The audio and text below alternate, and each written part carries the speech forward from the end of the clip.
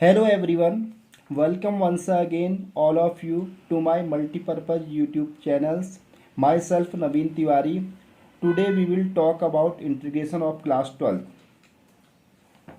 जैसे कि class 12 first book तो आपकी कंप्लीट हो चुकी होगी। आज मैं सेकंड बुक जो इंटीग्रेशन से स्टार्ट है, जो आपकी 44 मार्क्स की आती है, उसके बारे में आपको कुछ बताना चाह रहा हूँ। एट फर्स्ट मैं इंट्रोडक्शन आपको बताता हूँ।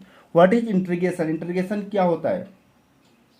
आपने डिफ्रेंसिएशन पढ़ा होगा क्लास 11th में, एंड फर्स्ट बुक में भी डिफ्रेंसिएशन है, उसमें भी आपने पढ़ा होगा।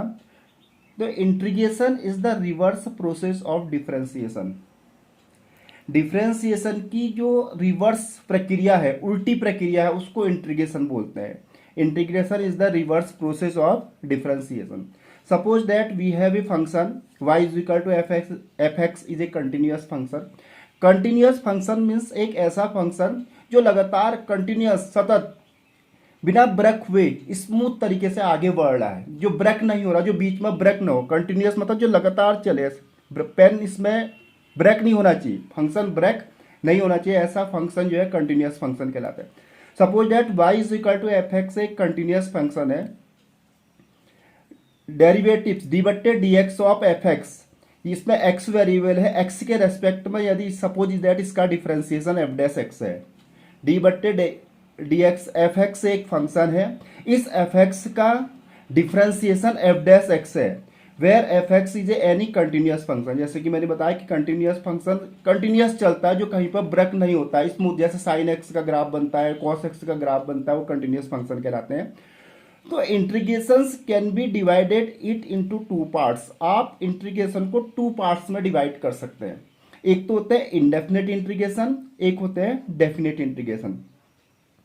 एट फर्स्ट मैं आपको इंडेफिनेट इंटीग्रेशन के बारे में बताऊंगा, क्योंकि फर्स्ट में आपका जो एक्सरसाइज 7.1 से स्टार्ट है, वो उसमें सब इंडेफिनेट इंटीग्रेशन है। इंडेफिनेट इंटीग्रेशन मतलब जिसमें लास्ट में सी लिखा जाता है। Suppose that F dash X D X Y is equal to F X का डी एक्स एफ एक्स जो मैंने लिखाया था, इसका एफ डैश एक्स आया था डिफरेंशिएशन। यदि मैं इस एफ डैश एक्स का इंटीग्रेशन करता हूं, एफ डैश एक्स का इंटीग्रेशन क्या होगा? एफ एक्स प्लस सी होगा। क्यों? Integration is the reverse process of differentiation. जैसे मैंने बताया, integration is the reverse process of differentiation. यदि मैं किसी का डिफरेंशिएशन करता हूं, तो जो डिफरेंशिएट करके जो आता है, यदि उसका इंटीग्रेशन करते हैं तो वे वैल्यू इसके इक्वल आनी चाहिए। तो डी बट्टे डी एक्स एफ एक्स मैंने निकाला था, वो एफ डैश एक्स के इक्वल हुआ था, उसका डिफरेंशिएशन। यदि मैं एफ डैश एक्स को इंटीग्रेट करता हूं, तो वो एफ एक्स के इक्वल होना चाहिए, एंड इसमें एक कांस्टेंट वैल्यू सी लगाई जाती है। ये सी इसलिए लगाते हैं क्योंकि इंडेफिनेट इंटीग्रल है। इंडेफिनेट का क्या अर्थ है? Suppose that D upon D X 10x plus 100 मैंने कोई एक फंक्शन लिया, तो डी बट्टे D X of 10x plus 100, D बट्टे D X 10x is equal to sec square X, and 100 is a constant, and the constant term differentiation is 0। तो यदि मैं सेक स्क्वायर एक्स का इंटीग्रेशन करता हूं, तो सेक स्क्वायर एक्स, जैसे मैं आपको बताया कि D upon D X 10x plus 100 का जो डिफरेंशिएशन होगा, 10x का sec square X and 100 constant term का डिफरेंशिएशन 0 होता है। अब यदि मैं sec square X D X का इंटीग्रेशन करता हूं, तो 10x के इक्वल होता है, बट यहां पर 100 कोई चीज यहां पर नहीं आती है। तो 100 कहां गया? 100 तो आया नहीं, और यहां पर हमने बोला था introduction is the reverse process of differentiation. तो यहां पर इसको जो है सी से इंडिकेट किया जाता है, जहां पर सी आपका होता है आर्बिट्री कांस्टेंट। आर्बिट्री कांस्टेंट क्या होता है? This constant is not fix, ये फिक्स नहीं होता, कुछ भी हो सकता है, any value of real number, कोई भी रियल नंबर आप रख सकते हैं। So this integration is indefinite integration, because C की वैल्यू इंडेफिनेट है, कुछ भी हो सकती है, 1 भी हो सकती है, 2 भी हो सकती है, 3 भी हो सकती है, -1 भी हो सकती है, -50, -100, पाई, कुछ भी ले सकते हैं आप। इंडेफिनेट है, सी की वैल्यू डेफिनेट नहीं है। So this type of integration are called indefinite integral, because C the value of C is not fix. अब यहां पर सम रूल्स ऑफ इंटीग्रेशन। सपोज इंटीग्रेशन में आपके क्या क्या चीज होता है? एक तो इंटीग्रेशन में आपका साइन होता है, जो एस को थोड़ी स्ट्रेच करते हैं, जो एस होता है एस को स्ट्रेच कर दिया जाता है, थोड़ी स्ट्रेच कर देता है, तो इंटीग्रेशन साइन बनता है। This is integral sign, and F dash X integrand, जो एफ डैश एक्स इसमें होता है वो इंटीग्रेंड कहलाता है। एंड एफ एक्स जो होता है वो इंटीग्रल, जो इंटीग्रेंड का इंटीग्रेशन करने के बाद जो आता है उसको इंटीग्रल कहते हैं। And x is variable of integral, जो इंटीग्रल का जो वेरिएबल होता है वो एक्स होगा। अगर एक्स के रेस्पेक्ट में करेंगे तो डी एक्स लिखेंगे, वाई के रेस्पेक्ट में करेंगे तो डी वाई लिखेंगे, टी के रेस्पेक्ट में करेंगे तो डी टी लिखेंगे, थीटा के रेस्पेक्ट में आप इंटीग्रेशन करेंगे तो डी थीटा लिखेंगे, पी के रेस्पेक्ट में करेंगे तो डी पी लिखेंगे।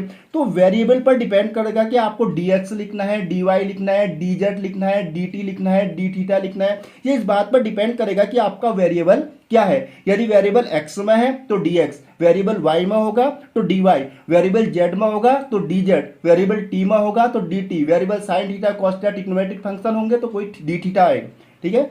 और उसी के रेस्पेक्ट में हम उसका इंटीग्रेशन करना होगा। उसके बाद आता है आपका नेक्स्ट एंटी डेरिवेटिव्स और integrals. Exercise 7.1, now start exercise 7.1। 7.1 का आपका फर्स्ट क्वेश्चन है एंटी डेरिवेटिव। एंटी डेरिवेटिव्स मतलब क्या होता है, what is the meaning of anti derivative. Anti derivatives मतलब इंटीग्रल, डिफरेंशिएशन का विलोम जो होता है इंटीग्रल। एंटी डेरिवेटिव्स भी इंटीग्रल को, both are same, anti derivatives कहिए या इंटीग्रल कहिए। सपोज दैट फर्स्ट जो क्वेश्चन है, F X G x are two differentiable function such that D upon D X G X is equal to F X. यदि suppose D upon D X G X, यदि हमारा जो function जी x है उसका differentiation F X है, तो then G X is called anti derivatives. Anti derivatives मतलब G X anti derivatives होगा ऑफ एफ एक्स का जो एफ एक्स का जो इंटीग्रल होगा वो जी एक्स होगा। जैसे कि मैंने डेफिनेशन में बताया था, integration is the reverse process of differentiation. यदि इसका डिफरेंशिएशन ये होता है तो इसका इंटीग्रेशन ये होना चाहिए, integration of F X D X equal to G X. Exercise 7.1 के फर्स्ट क्वेश्चन में आपको एंटी डेरिवेटिव्स या इंटीग्रल निकालना है साइन 2x का। तो आप क्या करेंगे, साइन 2x का एंटी डेरिवेटिव्स जब आप निकालेंगे तो आप देखेंगे यहाँ पर साइन 2x ये function of x whose derivatives is sine 2x, it is no date. अब आप देखेंगे कि साइन 2x किसका डेरिवेटिव्स है। जैसे cos x का यदि हम डिफरेंशिएशन करते हैं तो क्या आता है, साइन x आता है। एंड साइन 2x का जो डेरिवेटिव्स होगा वो cos d upon dx, cos 2x is equal to minus 2 sine 2x। आपने डिफरेंशिएशन में देखा होगा तो डी बट्टे D X cos X is equal to क्या होता है, माइनस साइन एक्स होता है। और जो इसका कोफिशिएंट होता है वो आगे से लगा देते हैं। जैसे 2x में 2 कोफिशिएंट है तो आगे से आ जाएगा। तो D upon D X of cos 2x, ये जो साइन 2x है किसका derivative, integral of sine 2x of anti derivatives of sine 2x। तो D upon D X cos 2x is equal to minus 2 sine 2x and sine 2x is equal to हो जाएगा minus 1/2 D upon dx cos 2x। therefore the anti derivatives of sin 2x is minus 1/2 cos 2x। मतलब आपको ये check करना है कि जो भी आपको दिया है sin 2x जो दिया है ये किसका डिफरेंशिएशन है, sin 2x किस चीज का डिफरेंशिएशन, वो आपको फाइंड करना है। जैसे क्वेश्चन नंबर 2 में देखिए sin 3x, तो अब हम देखेंगे कि sin 3x जो है किसका डिफरेंशिएशन, यहाँ पर sin 3x, suppose cos 3x का हमने देखा तो d बट्टे D X of cos 3x क्या होता है, sin 3x। cos 3x equal to 1/3 d upon D X sine 3x and cos 3x equal d upon D X 1/3 sin 3x। Therefore the anti derivatives of cos 3x is 1/3 sin 3x। The anti derivatives of sine, अब आप question number 5 देखिए। Question number 3rd 4th तो ऐसी है, उसको आप check करना, नहीं आएगा कमेंट बॉक्स में लिख के भेजना, उसको मैं सॉल्व करके आपको फिर बता दूंगा। Question number 5 the anti derivatives of sine 2x minus 4e raise to the power 3x is the functions of x whole derivatives. तो एट फर्स्ट साइन 2x का आप क्या करेंगे, साइन 2x का डिफरेंशिएशन करेंगे। जैसे कि आपको पता है कि साइन 2x का डिफरेंशिएशन क्या होता है, जैसे साइन x का माइनस कॉस x होता है तो माइनस कॉस x अपॉन 2 आ जाएगा यहाँ पर, ठीक है, क्योंकि और यहाँ पर इसका जो है कोफिशिएंट नीचे आ जाएगा 4/3 e की पावर 3x। अब यहाँ पर साइन 2x माइनस 4 e की पावर 3x का जो डेरिवेटिव्स हुआ इसके इक्वल हुआ minus 1/2 cos 2x minus 4/3 e की power 3x। Therefore, anti-derivatives of sin 2x minus 4 e की power 3x is minus 1/2 cos 2x minus 4/3 e raised to the power 3x। तो anti derivatives मतलब it means इसका integration में यहाँ पर जो coefficient होता है अपॉन में आता है और डिफरेंशिएशन में जो कोफिशिएंट होता है वो मल्टीप्लाई में आता है। नाउ क्वेश्चन नंबर 6, ये तो एंटी डेरिवेटिव्स मतलब इंटीग्रल ही थे। जब क्वेश्चन नंबर 6 आपके स्टार्ट हो रहे हैं इंटीग्रेशन पर बेस, इसमें कुछ आपके रूल्स हैं, some important rules. First rules आपका है पावर रूल। पावर रूल आपका क्या होता है, suppose that integration of X raise to the power N D X is equal to X की power N plus one upon N plus one. ठीक है, तो इसका आप और प्लस कांस्टेंट आप यहां पर लिखना नहीं बोलेंगे। Constant is very important for indefinite integral. Indefinite integral के लिए कांस्टेंट लिखना बहुत जरूरी है। ठीक है, एन यहां पर N is not equal to -1, N -1 के इक्वल नहीं होना चाहिए। वही अगर n -1 होगा तो x यहाँ पर जो आप करेंगे n प्लस वन, एन की वैल्यू -1 + 1 जीरो हो जाएगी, और किसी का जब डिनोमिनेटर जीरो होता है तो उसकी वैल्यू इनफाइनाइट हो जाती है, उस फलन का कोई अस्तित्व नहीं होता है। तो n is not equal to -1, ये n -1 के लिए अप्लीकेबल नहीं है। अदरवाइज x की पावर n में कोई भी कांस्टेंट टर्म हो, कोई भी यहाँ पर रियल नंबर्स हो, उसके लिए ये आपका लगेगा x की power n+1 upon n+1 plus C. Second आपका आता है एक्सपोनेंट रूल। एक्सपोनेंट रूल एक तो होता है ई की पावर एक्स डी एक्स। आपने देखा होगा कि ई की पावर एक्स का डिफरेंशिएशन और इंटीग्रेशन दोनों ही सेम होते हैं। डी बट्टे डी एक्स ऑफ ई की पावर एक्स ई की पावर एक्स ही होता है, और डी बट्टे इंटीग्रेशन ऑफ ई की पावर एक्स डी एक्स भी ई की पावर एक्स ही होता है, प्लस एक कांस्टेंट सी लिखना आप नहीं बोलेंगे, because these functions these are indefinite integral. ठीक है, और एक आपका एक्सपोनेंट में एक फंक्शन और आता है ए की पावर एक्स। ए की power X D X is equal to होता है ए की power X upon log E base A. Third आता है आपका कांस्टेंट रूल। कांस्टेंट रूल क्या होता है, यदि किसी फंक्शन के साथ कोई कांस्टेंट टर्म हो तो कांस्टेंट टर्म को बाहर ले लेते हैं। जैसे हम डिफरेंशिएशन में भी क्या करते हैं, कोई कांस्टेंट है तो उसको बाहर ले लेते हैं। जैसे 3x है तो 3 बाहर ले लेंगे, डी बट्टे डी एक्स एक्स करेंगे। ऐसे यहाँ पर इंटीग्रेशन में भी कोई कांस्टेंट होगा तो उसको बाहर लिखा जाएगा। जैसे k एक कांस्टेंट है, k f(x) एक फंक्शन है, x वेरिएबल है इसमें, तो dx आएगा। k को बाहर लेके इंटीग्रेशन ऑफ f(x) dx इसका इंटीग्रेशन किया जाएगा। सम एंड डिफरेंस रूल क्या होता है, सम एंड डिफरेंस रूल में हर एक टर्म का अलग अलग इंटीग्रेशन किया जाता है, चाहे वो सम के फॉर्म में हो चाहे वो डिफरेंस के फॉर्म में हो। जैसे integration of f(x) plus gx dx, तो at first integration of f(x) gx plus आप मल्टीप्लाई कर देंगे integration of gx dx। Now आप ये क्वेश्चन नंबर 6 देखते हैं। क्वेश्चन नंबर 6 है इंटीग्रेशन ऑफ 4e की power 3x plus 1 dx। At first आप मल्टीप्लाई कर देंगे dx से 4, जैसे कि मैंने बताया था कोई कांस्टेंट यदि होता है तो बाहर आ जाता है। 4 इंटीग्रेशन ऑफ e की power 3 dx plus integration of dx। अब आप यहाँ पर देखिए 4 तो कांस्टेंट है, e की पावर 3x का इंटीग्रेशन ऐसी होगा जैसे e की पावर x का होता है, बट यहाँ पर जो इसका कोफिशिएंट है डिफरेंशिएशन में तो ये आगे से आ जाता है मल्टीप्लाई फॉर्म में, लेकिन इंटीग्रेशन में डिवाइड में चले जाएगा। जैसे e की पावर x का e की पावर x dx होता है तो e की पावर 3x का e की 3x अपॉन 3 हो जाएगा। ठीक है, और dx का इंटीग्रेशन x होता है, dy का y होता है, dz का z होता है, dt का t होता है, d थीटा का थीटा होता है। ठीक है, तो x में हमारा फंक्शन होगा, वेरिएबल x में होगा तो dx आएगा, वेरिएबल y में होगा तो dy आएगा, वेरिएबल z में होगा तो dz आएगा, वेरिएबल t में होगा तो dt आएगा। तो 4e की power 3x upon 3 plus x plus c indefinite function है, c लिखना बहुत जरूरी है। आपको डिफरेंशिएशन और इंटीग्रेशन में कुछ नहीं करना है, केवल फॉर्मूले जो भी आपके फॉर्मूले हैं, बेसिक फॉर्मूले उनको लर्न करना है, और जो भी आपको फंक्शन दिए हुए हैं उन फंक्शन में उसको कन्वर्ट कर देना है, बस हो गया। बाकी आपको फॉर्मूला याद है तो आसानी से आप इंटीग्रेशन और डिफरेंशिएशन इजीली कर सकते हैं। सपोज क्वेश्चन नंबर 7 देखिए, integration of X square bracket 1 minus 1 upon X square D x. X में वेरिएबल है तो डी एक्स है, ठीक है, इन रेस्पेक्ट ऑफ एक्स करना है। एट फर्स्ट एक्स स्क्वायर से आपने अंडर मल्टीप्लाई किया, एक्स स्क्वायर से 1 को मल्टीप्लाई किया तो एक फंक्शन बना एक्स स्क्वायर dx, और एक्स स्क्वायर से आपने 1 अपॉन एक्स स्क्वायर को मल्टीप्लाई किया, x square upon x, x square से एक्स कैंसिल, एक बना dx। अब आप जानते हैं फर्स्ट जो रूल होता है एक्स की power n dx is equal to X की power n plus 1 upon n plus 1, N आपका 2 हो गया, एक्स की power n plus 1 2 plus 1 upon n plus 1 2 plus 1 and integration of dx is equal to x। तो ये x 2 plus 1 3 X cube upon 3 minus X plus C. C लिखना बहुत जरूरी है because these functions are indefinite integrals हम पढ़ रहे हैं। क्वेश्चन नंबर 8 देखिए, A X square plus B X plus C where A B C is constant D X. तो एट फर्स्ट जैसे कि मैंने बताया था, यदि किसी फंक्शन में कांस्टेंट मल्टीप्लाई होगा तो कांस्टेंट बाहर लिखा जाता है, ये रूल होता है। तो ए एक्स इसको आप अंदर मल्टीप्लाई कर देंगे, ए कांस्टेंट है तो उसको बाहर लिखेंगे, क्योंकि डी एक्स है तो इसमें एक्स का ही वेरिएबल होना चाहिए और अदरवाइज कोई फंक्शन नहीं होना चाहिए।